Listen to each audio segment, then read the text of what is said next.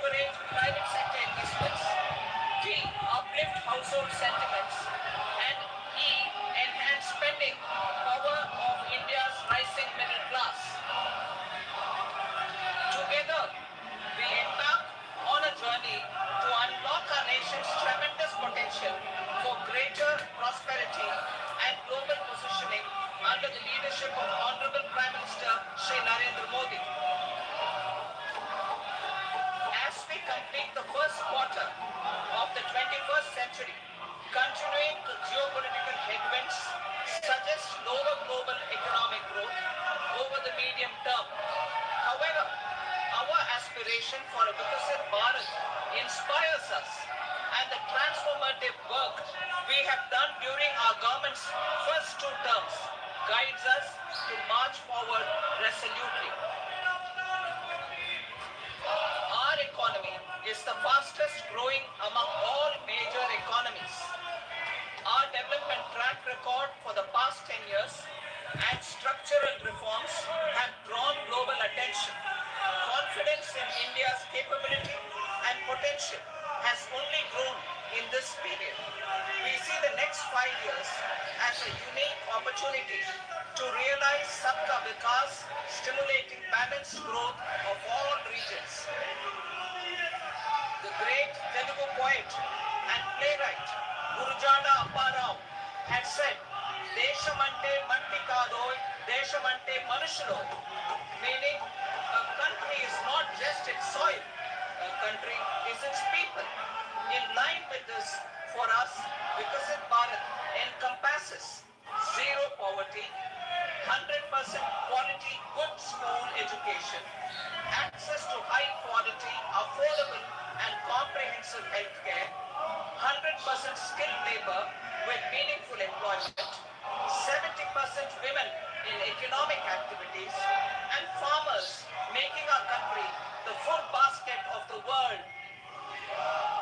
In this budget, the proposed development measures span 10 broad areas, focusing on Garib, youth, Annadata, and Nari, spurring agricultural growth and productivity, building rural prosperity and resilience, taking everyone together on an inclusive growth path, boosting manufacturing and furthering Make in India, supporting MSMEs, enabling employment-led development, investing in people, economy, and innovation, securing energy supplies, promoting exports, and nurturing innovation.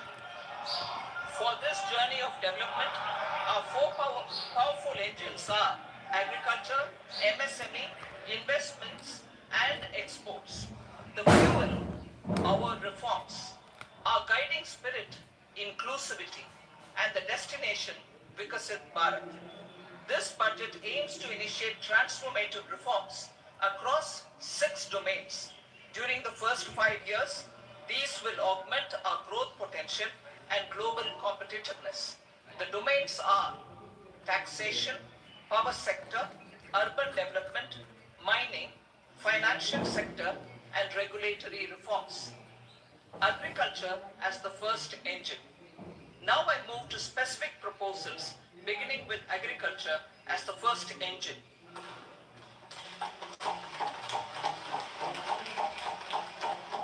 Prime Minister Dhan Dhanya Krishi Yojana, developing agri-districts program. Motivated by the success of the aspirational district program, our government will undertake a Prime Minister Dhan Dhanya Krishi Yojana in partnership with states. Through the convergence of existing schemes and specialized measures, the program will cover 100 districts with low productivity, moderate crop intensity, and below average credit parameters. It aims to 1. Enhance agricultural productivity, 2. Adopt crop diversification and sustainable agricultural practices, 3. Augment post-harvest storage at the panchayat and block level, 4. Improve irrigation facilities, and 5. Facilitate availability of long-term and short-term credit. This program is likely to help 1.7 crore farmers. Building rural prosperity and resilience. A comprehensive multi-sectoral rural prosperity and resilience program will be launched in partnership with the states. This will address underemployment in agriculture through skilling, investment, technology, and invigorating the rural economy. The goal is to generate ample opportunities in rural areas so that migration is an option but not a necessity. The program will focus on rural women, young farmers, rural youth, marginal and small farmers, and landless families. The details are in Annexure A. Global and domestic best practices will be incorporated, and appropriate technical and financial assistance will be sought from multilateral development banks. In phase 1, 100 developing agri-districts will be covered. Atmanirbharta in pulses. Our government is implementing the National Mission for Edible Oilseed for achieving Atmanirbharta in edible oils. Our farmers have the capability to grow enough for our needs and more. 10 years ago, we made concerted efforts and succeeded in achieving near self-sufficiency in pulses. Farmers responded to the need by increasing the cultivated area by 50%, and government arranged for procurement and remunerative prices. Since then, with rising incomes and better affordability, our consumption of pulses has increased significantly. Our government will now launch a 6-year mission for Atmanirbharta in pulses with a special focus on Tuar, Urad and Masoor. Details are in Annexure B.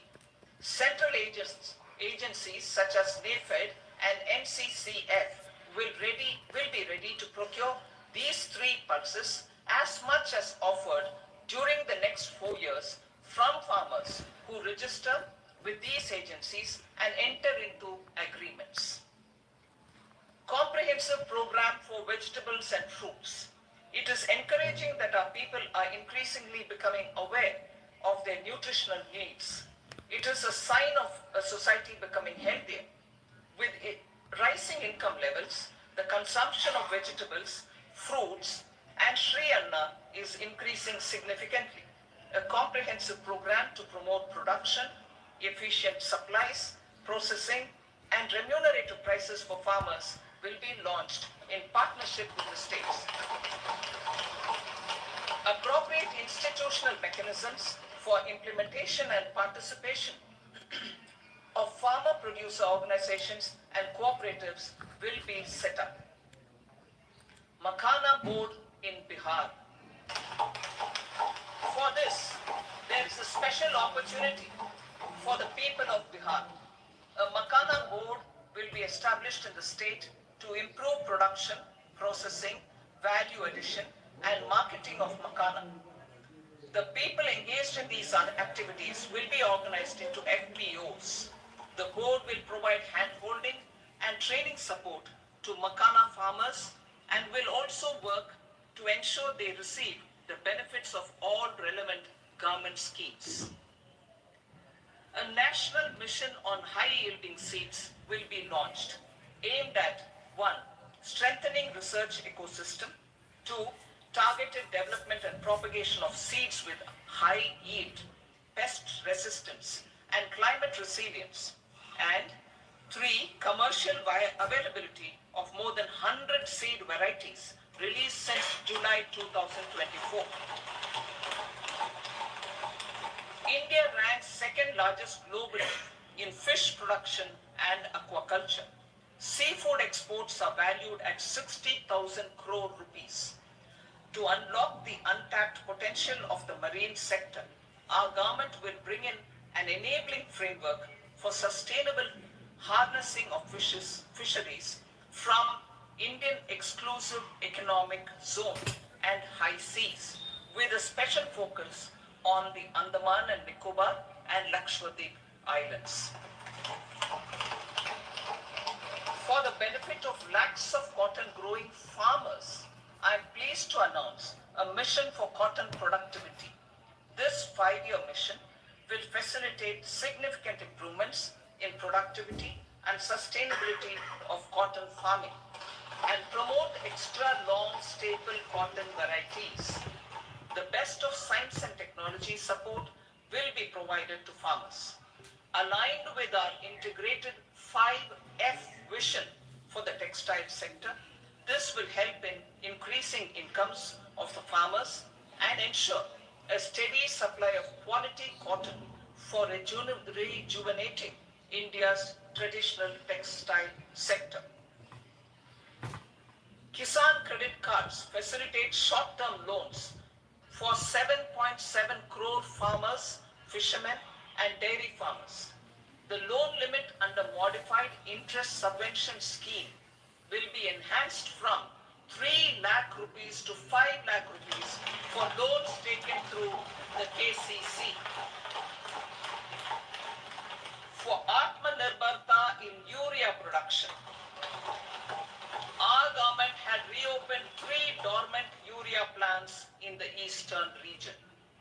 To further augment urea supply, a plant with annual capacity of 12.7 lakh metric tons will be set up at Namru in Assam.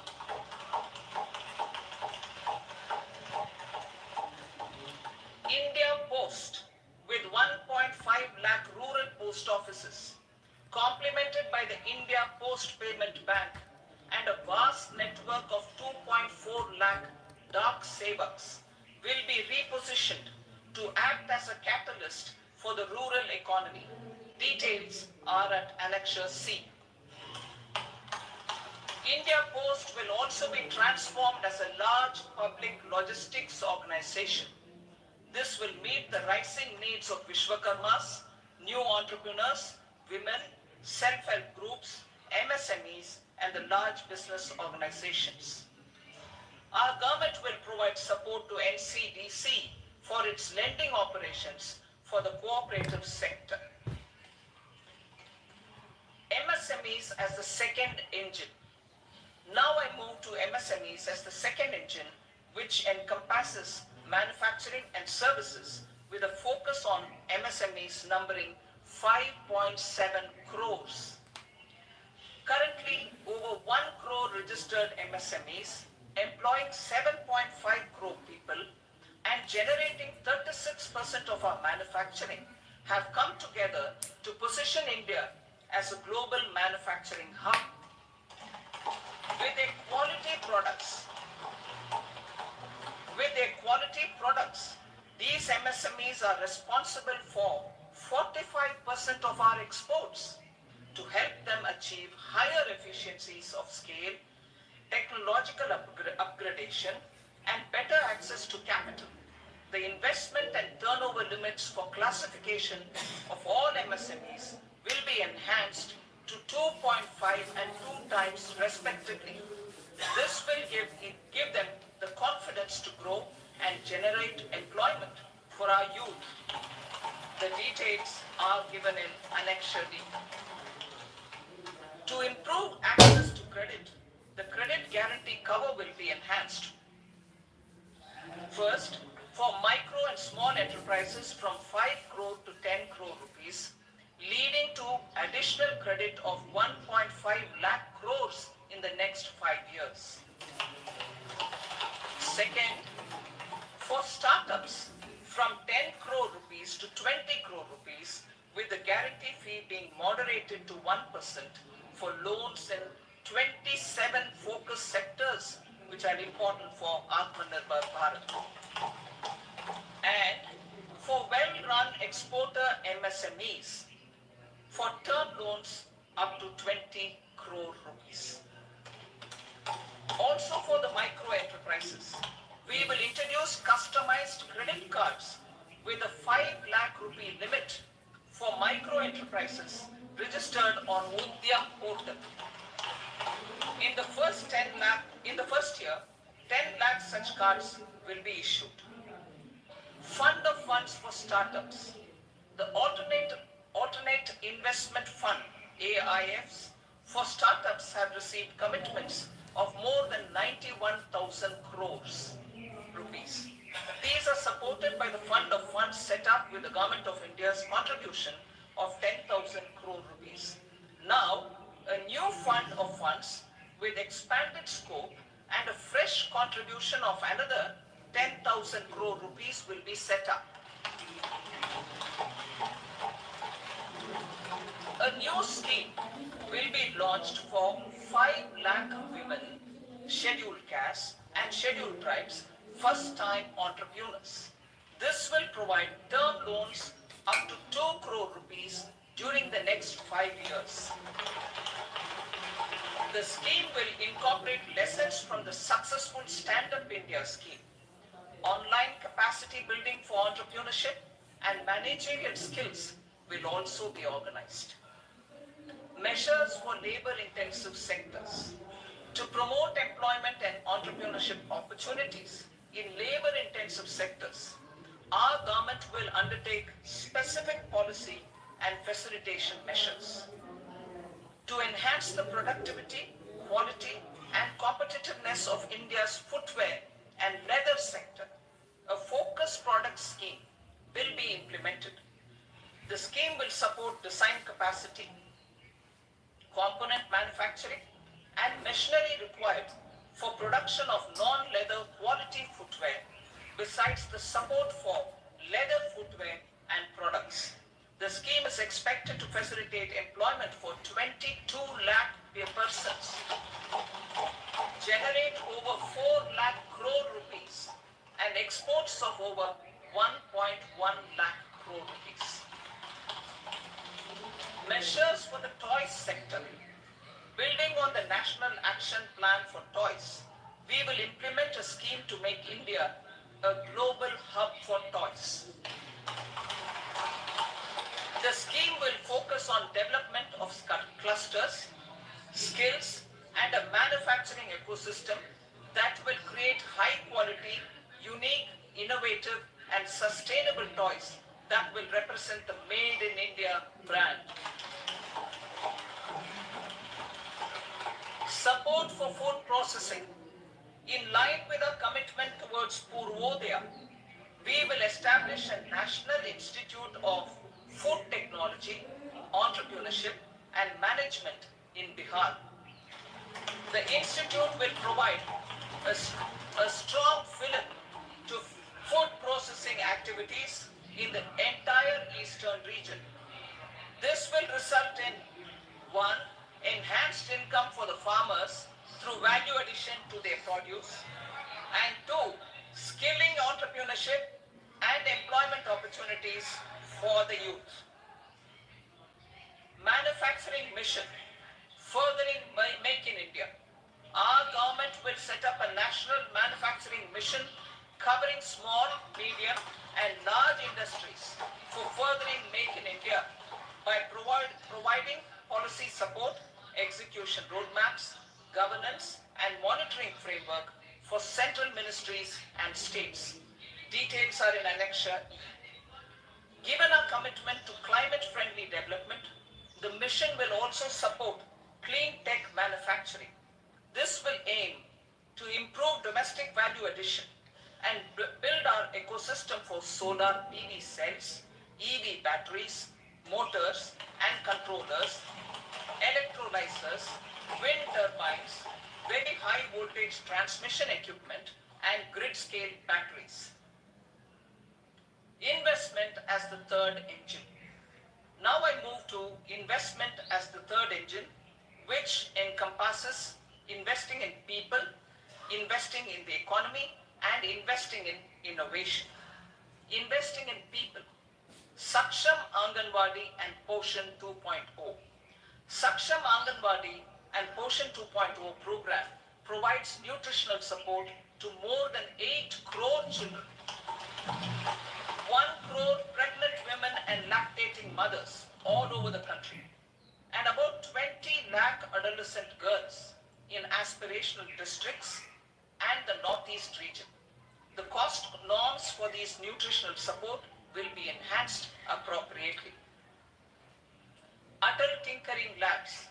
50,000 Atal Tinkering Labs will be set up in government schools in the next 5 years to cultivate the spirit of curiosity and innovation and foster a scientific temper among young minds.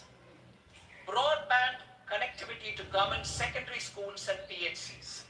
Broadband connectivity will be provided to all government secondary schools and primary health centers in rural areas under the Bharat-led project. Bharatiya Bhasha Pustak Scheme. We propose to implement a Bharatiya Bhasha Pustak scheme to provide digital form Indian language books for schools and for higher education. This aims to help students understand their subjects better and their language. National Centers of Excellence for Skilling. Building on the initiative announced in the July 24 budget, 5 national centers of excellence for skilling will be set up with global expertise and partnerships to equip our youth with the skills required for Make for India, Make for the World manufacturing. The partnership will cover curriculum design, training of trainers and a skills certification framework and periodic reviews. Expansion of capacity in IITs. Total number of students in 23 IITs has increased 100% from 65,000 to 1.35 lakh in the past 10 years.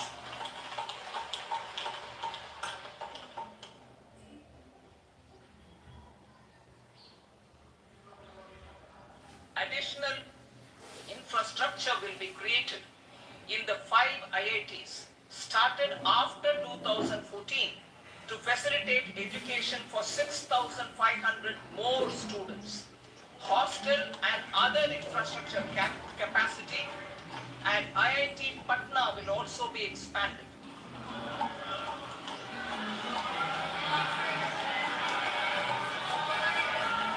Center of Excellence.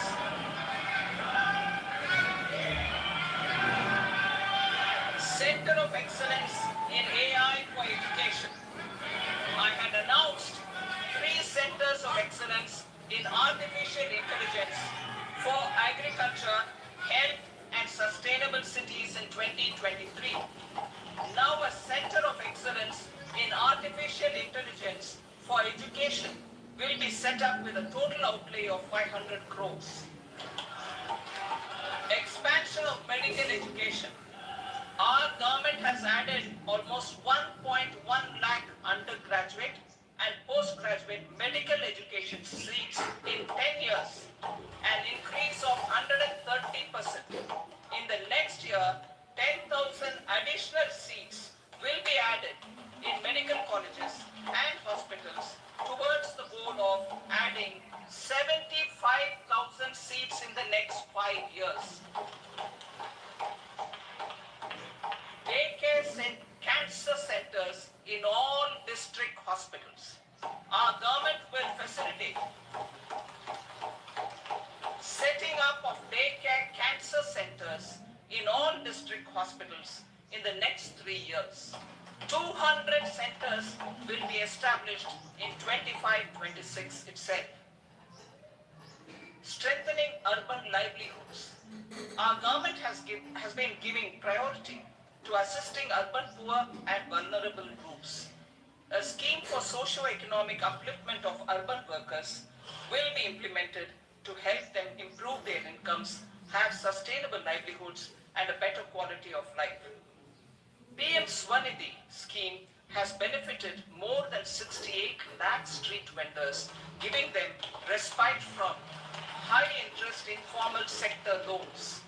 Building on this success, the scheme will be revamped with enhanced loans from banks, UPI-linked credit cards with 30,000 rupees limit and capacity building support.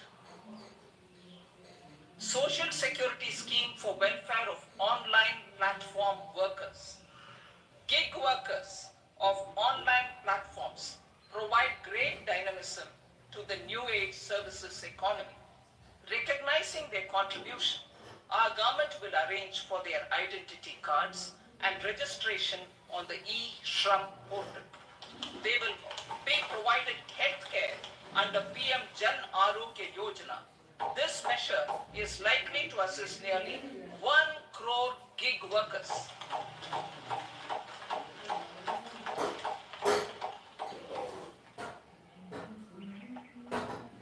Investing in the economy.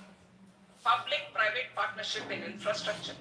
Each infrastructure-related ministry will come up with a 3-year pipeline of projects that can be implemented in PPP mode. States will also be encouraged to do so and can seek support from the India Infrastructure Project Development Fund, which is a scheme to prepare PPP proposals. Support to states for infrastructure. An outlay of 1.5 lakh crore is proposed for the 50-year interest-free loans to states for capital expenditure and incentives for reforms. Building on the success of the first asset monetization plan announced in 2021, the second plan for 2025 to 30 will be launched to plow back capital of 10 lakh crore in new projects. Regulatory and fiscal measures will be fine-tuned to support the plan. Jal Jeevan Mission. Since 2019, 15 crore households, representing 80% of India's rural population, have been provided access to portable tap water connections. To achieve 100% coverage, I am pleased to announce the extension of this mission until 2028 with an enhanced total outlay. The mission's focus will be on the quality of infrastructure and O&M of rural piped water supply schemes through Jan Bhagidari. A separate MOU or separate MOUs will be signed with the states and union territories to ensure sustainability and citizen-centric water services delivery. Urban sector reforms. Building on the July budget proposals, urban sector reforms related to governance, municipal services, urban land and planning will be incentivized. Urban Challenge Fund.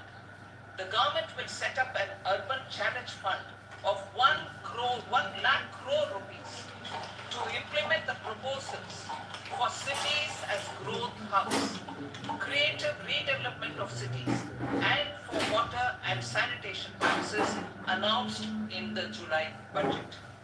This fund will finance up to 25% of the cost of bankable projects, with a stipulation that at least 50% of the cost is funded from bonds, bank loans and PPPs.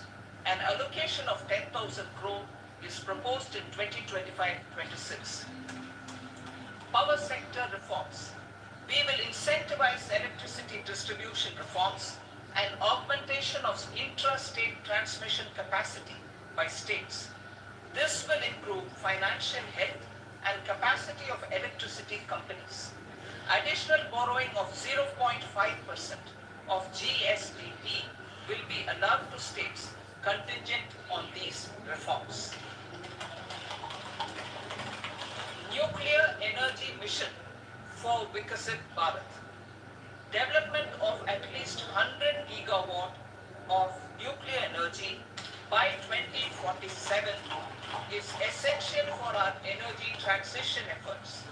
For an active partnership with the private sector towards this goal, amendments to the Atomic Energy Act and the Civil Liability for Nuclear Damage Act will be taken up.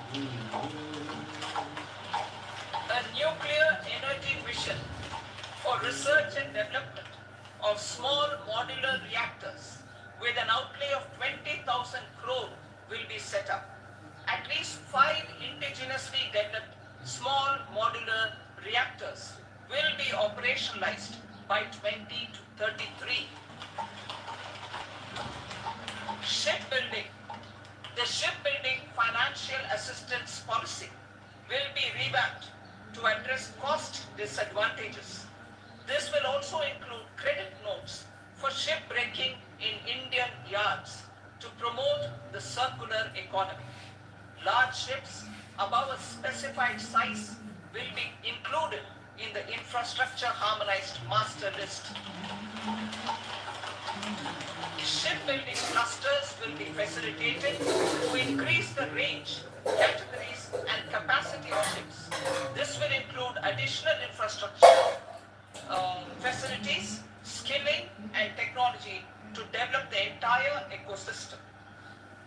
Maritime Development Fund for long-term financing for the maritime industry, a maritime development fund with a corpus of 25,000 crore rupees will be set up. This will be for distributed support and promoting competition. This will have up to 49% contribution by the government, and the balance will be mobilized from ports and from private sector.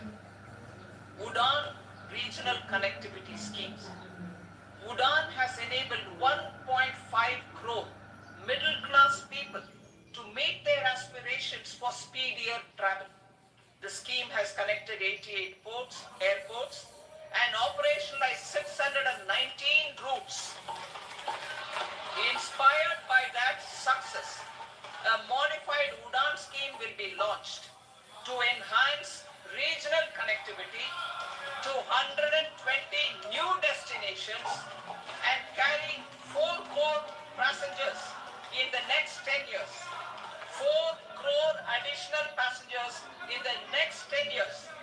The scheme will also support helipads and smaller airports in hilly, aspirational and northeast regional districts. Greenfield airports will be facilitated in Bihar to meet the future needs of the state. These will be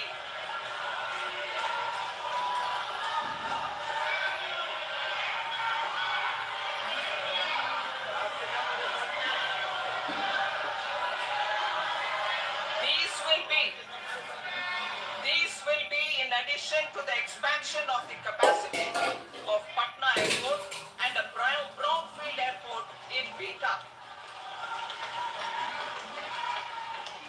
Western Kosi Canal project in Mithilanchal. Financial support will be provided for the Western Kosi Canal ERM project, benefiting a large number of farmers cultivating over 50,000 hectares of land in the Mithilanchal region of Bihar. Mining sector reforms. Mining sector reforms, including those for minor minerals, will be encouraged through sharing of best practices and institutions of a state mining index. A policy for recovery of critical minerals from tailings will be brought out. Under the special window for affordable and mid-income housing, SWAMI, 50,000 dwelling units in stressed housing projects have been completed and keys handed over to home buyers. Another 40,000 units will be completed in 2025, further helping middle-class families who are paying EMIs on loans taken for apartments while also paying rent for their current dwellings. Building on this success, SWAMI Fund 2 will be established as a blended finance facility with contribution from the government, banks and private investors. This fund of 15,000 crore rupees will aim for expeditious completion of another 1 lakh units. PM Gati Shakti data for private sector. For furthering PPPs and assisting the private sector in project planning, access to relevant data and maps from the PM Gati Shakti portal will be provided. Tourism for employment-led growth. Top 50 tourist destination sites in the country will be developed in partnership with states through a challenge mode. land for building key infrastructure will have to be provided by the states.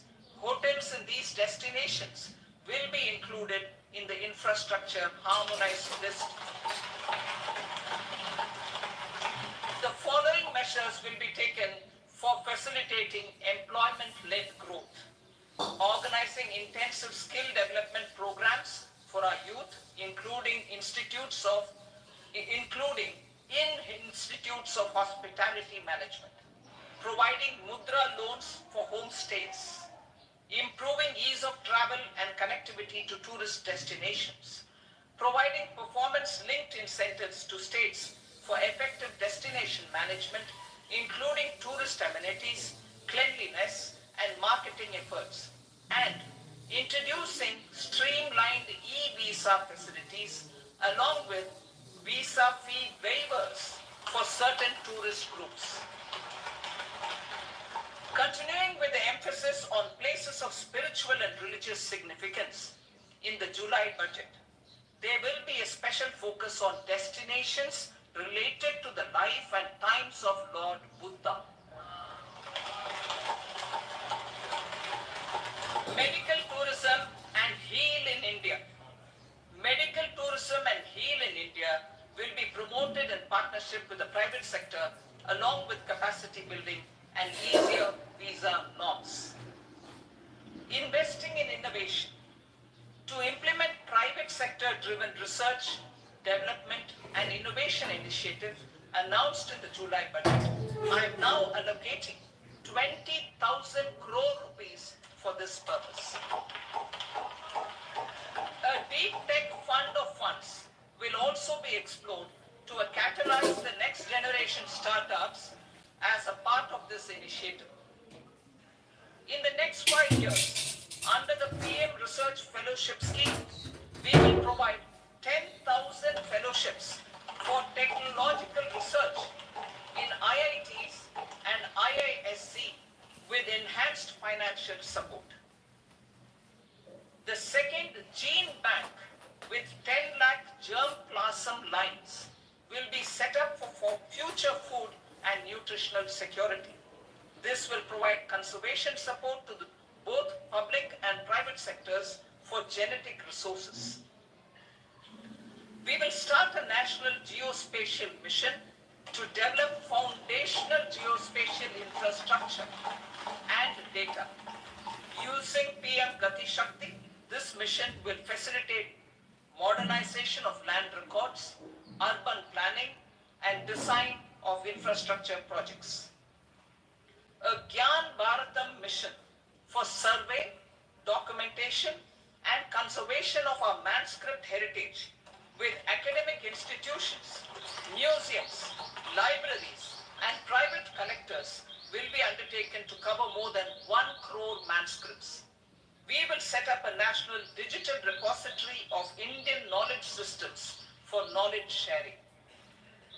Now I move to exports as the fourth engine. We will set up an export promotion mission with sectoral and ministerial targets driven jointly by the Ministries of Commerce, MSME, and Finance. It will facilitate easy access to export credit, cross-border factoring support, support to MSMEs to tackle non-tariff measures in overseas markets. A digital public infrastructure, Bharat Trade Net, for international trade will be set up as a unified platform for trade documentation and financing solutions. This will complement the Unified Logistics Interface platform. The BTN will be aligned with international practices. Support will be provided to develop domestic manufacturing capacities for our economy's integration with global supply chains. Sectors will be identified based on objective criteria. Facilitation groups with participation of senior officers and industry representatives will be formed for select products and supply chains. Through this, there are huge opportunities related to Industry 4.0, which needs high skills and talent. Our youth have both. Our government will support the domestic electronic equipment industry to leverage this opportunity for the benefit of our youth. A national framework will be formulated as guidance to states for promoting global capability centers in emerging Tier 2 cities. This will suggest measures for enhancing availability of talent and infrastructure, building bylaw reforms, and mechanisms for collaboration with industry. Our government will facilitate upgradation of infrastructure and warehousing for air cargo, including high-value perishable horticultural produce. Cargo screening and customs protocol will be streamlined and made user-friendly. Reforms as the fuel. Over the past 10 years, our government has implemented several reforms for convenience of taxpayers, such as faceless assessment, 2.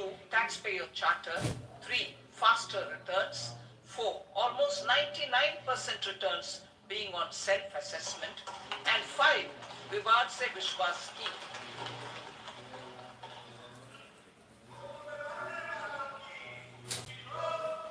Continuing these efforts, I reaffirm the commitment of the tax department to trust first, scrutinize later. I also propose to introduce the new income tax bill next week.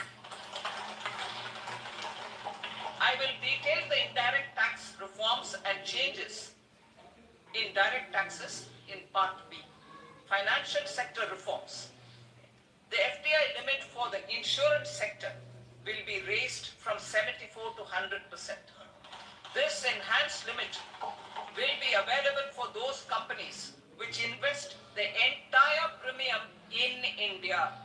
The current guardrails and conditionalities associated with foreign investment will be reviewed and simplified. The services of India Post Payment Bank will be deepened and expanded in rural areas. NABFID will set up a partial credit enhancement facility for corporate bonds for infrastructure.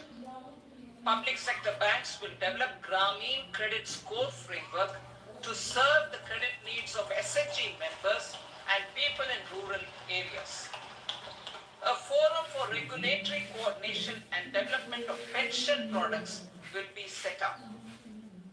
To implement the earlier announcement on simplifying the KYC processes, the revamped Central KYC Registry will be rolled out in 2025. We will also implement a streamlined system for periodic updating. Requirements and procedures for speedy approval of company mergers will be rationalized. The scope for fast-track mergers will also be widened and the process made simpler.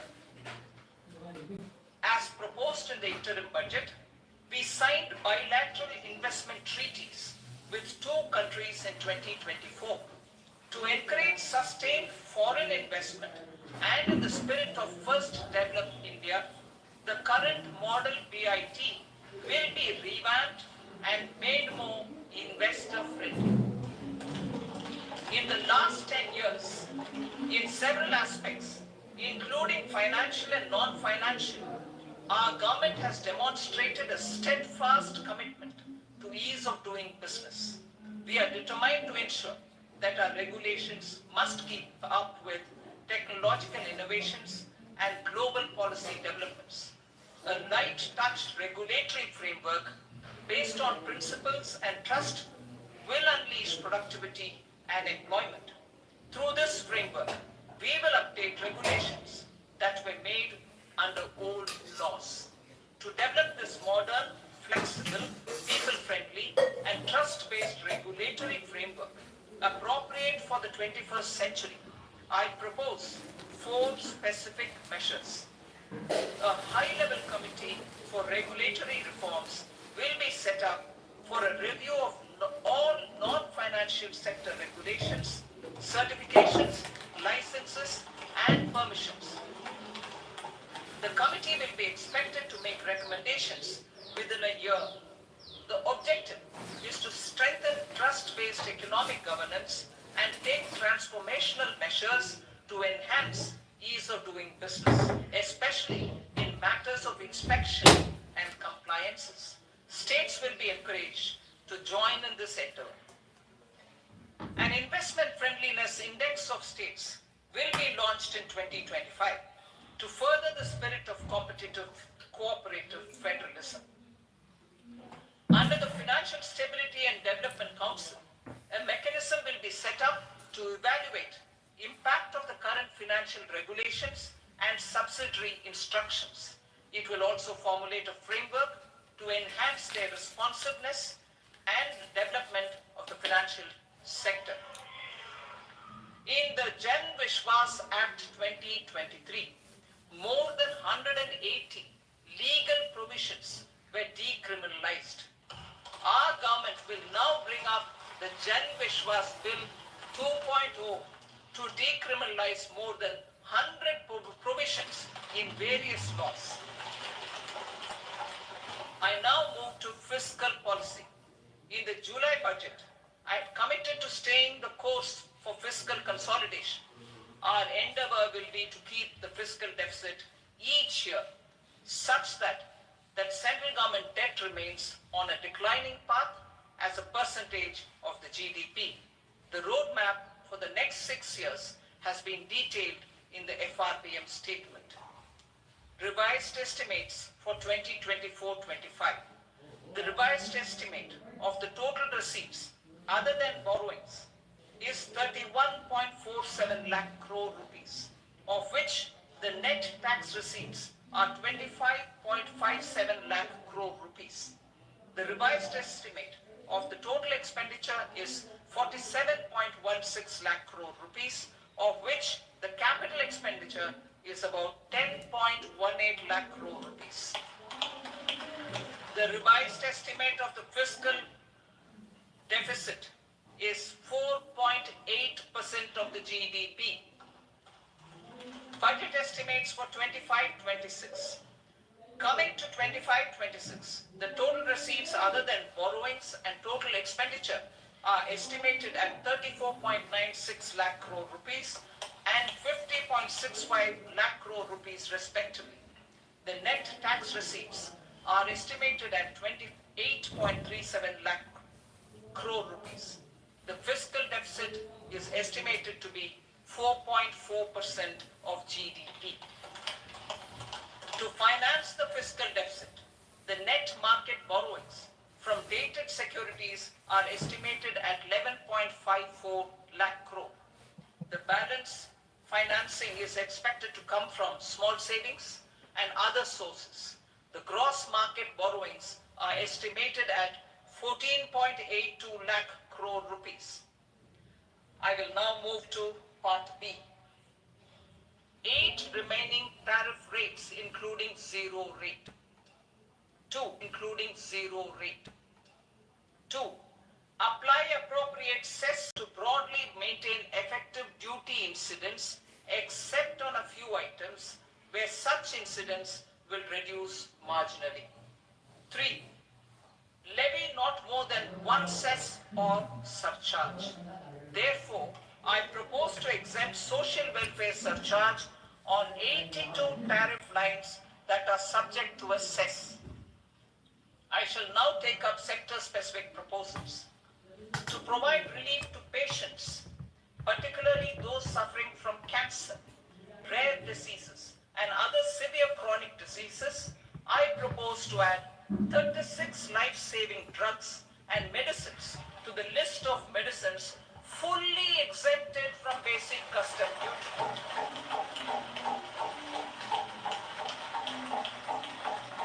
I also propose to add 6 life-saving medicines to the list attracting concessional custom duty of 5%. Full exemption and concessional duty will also respectively apply on the bulk drugs for manufacture of the above.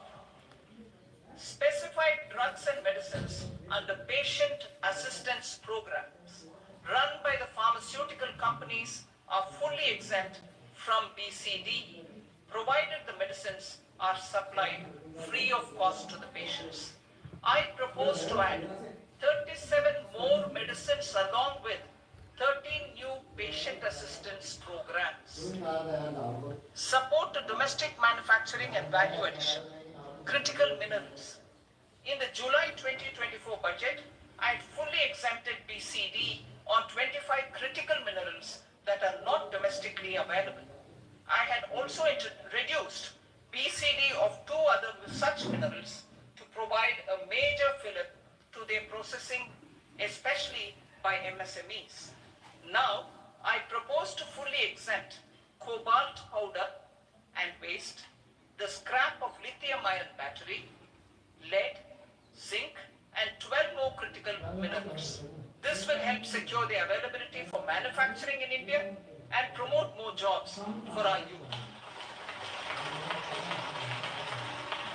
To promote domestic production of technical textile products such as agro-textiles, medical textiles, and geotextiles at competitive prices, I propose to add 2 more types of shuttle-less looms to the list of fully exempted textile machinery.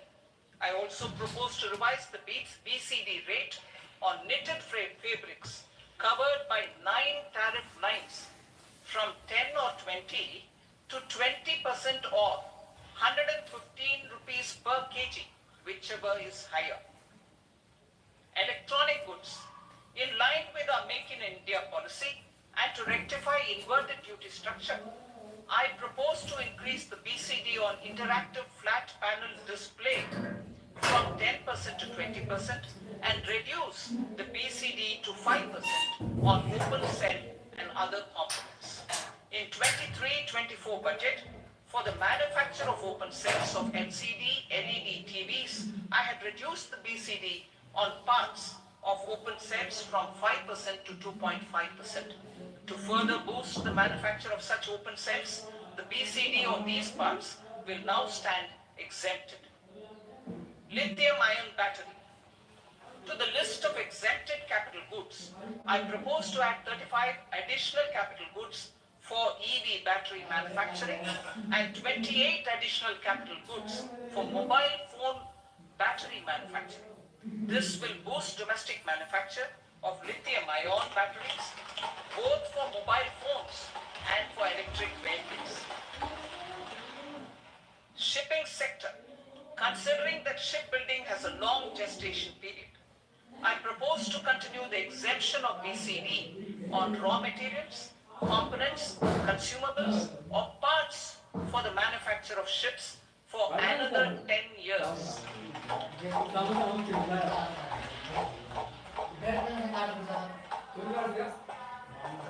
I also propose the same dispensation for shipbreaking to make it more competitive.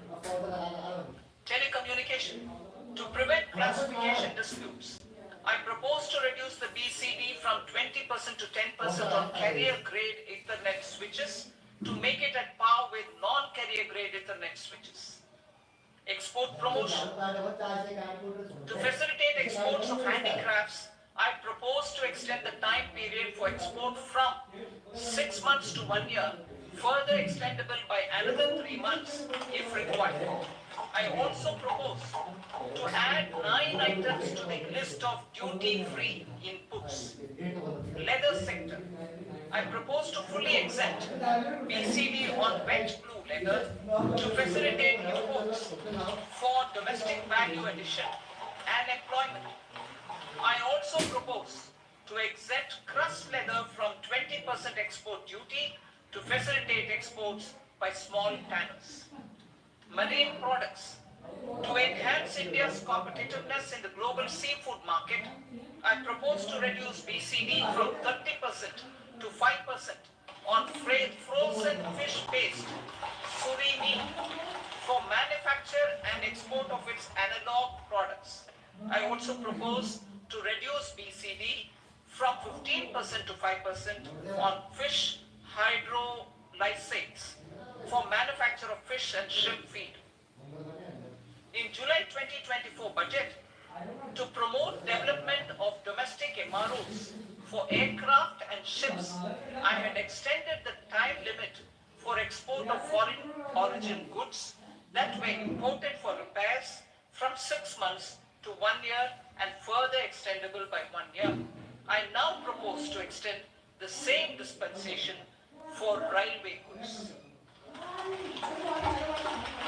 Time limit for provisional assessment. Presently, the Customs Act 1962 does not provide any time limit to finalize provisional assessments, leading to uncertainty and cost to trade. As a measure of promoting ease of doing business, I propose to fix a time limit of 2 years, extendable by a year, for finalizing the provisional assessment. I propose to introduce a new provision that will enable importers or exporters, after clearance of goods, to voluntarily declare material facts and pay duty with interest but without penalty. This will incentivize voluntary compliance. However, this will not apply in cases where department has already initiated audit or investigation proceedings. For industry to better plan their imports, I propose to extend the time limit for the end use of imported inputs in the relevant rules from 6 months to 1 year. This will provide operational flexibility in view of cost and uncertainty of supply. Further, such importers will now have to file only quarterly statements instead of a monthly statement.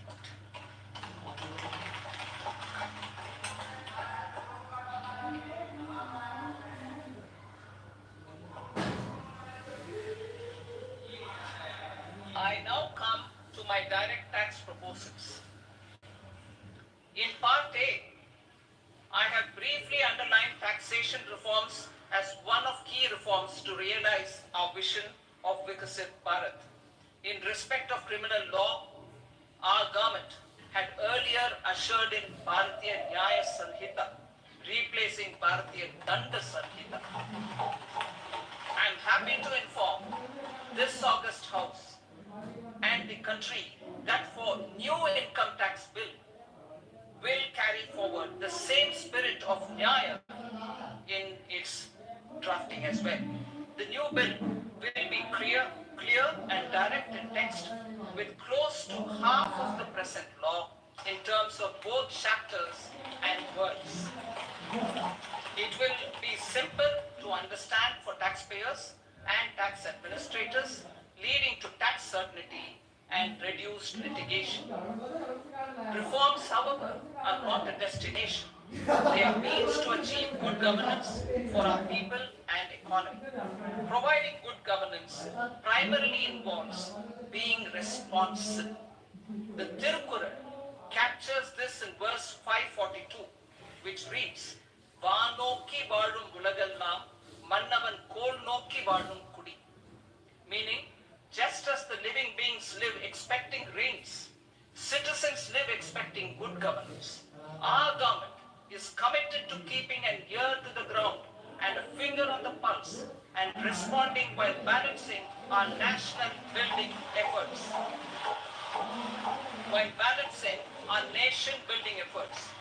The following measures will detail just how our government will, under the guidance of PM Modi, has taken steps to understand and address. I repeat that sentence, sir. The following measures will detail just how our government, under the guidance of PM Modi, has taken steps to understand and address the needs voiced by our citizens. My tax proposals are guided by the spirit. The objectives of my proposals are as follows. Personal income tax reforms with special focus on middle class. Rationalization of TDS and TCS for easing difficulties. Encouraging voluntary compliance. Reducing compliance burden. Ease of doing business, employment and investment. I will come to my proposal on personal income tax towards the end. TDS and TCS, rationalization in easing difficulties. I propose to rationalize tax deduction at source, TDS, by reducing the number of rates and thresholds above which TDS is deducted. Further, threshold amounts for tax deduction will be increased for better clarity and uniformity. The limit for tax deduction on interest for senior citizens is being doubled from the present 15,000 rupees to 1 lakh rupees. Similarly, the annual limit of 2.40 lakh rupees for TDS on rent is being increased to 6 lakh rupees. This will reduce the number of transactions liable to TDS, thus benefiting small taxpayers receiving small payments. The threshold to collect tax at source, the TCS, on remittances under RBI's liberalized remittance scheme, the LRS, is proposed to be increased from 7 lakh